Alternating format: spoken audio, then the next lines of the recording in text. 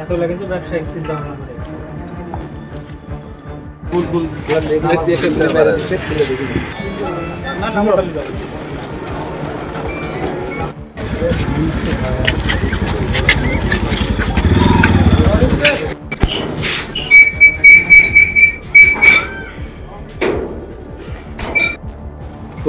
আলো আছে ও এখান থেকে দূরে যাবে রাজেন্দ্র বসে গেলি চলে গেলে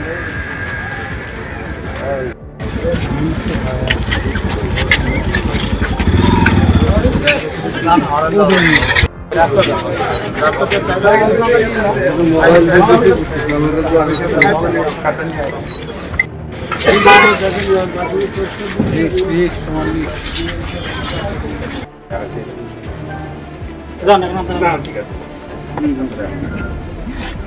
ক্যান্টনমেন্ট থেকে সেনাবাহিনী এদিকে আসো নাই তো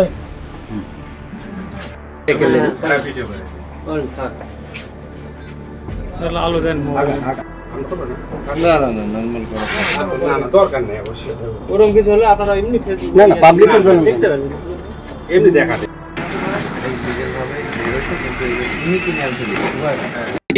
আচ্ছা এই যে বিষয়টা হলো একটা এমটি কার্ট্রিজ এগুলি হ্যাঁ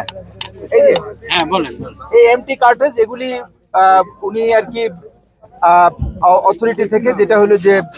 রাজেন্দ্রপুর থেকে ওখান থেকে ওনারা কিনে এনেছেন এটা ইন্ডাস্ট্রিয়াল ইউজ হয় এবং এটা আমরা একটা সংবাদ পেয়েছিলাম যে এরকম কিছু এখানে আছে তাই সেই সংবাদের প্রেক্ষিতে পুলিশ এখানে আসার পর আমরা স্থানীয় সেনা ক্যাম্পে খবর দেই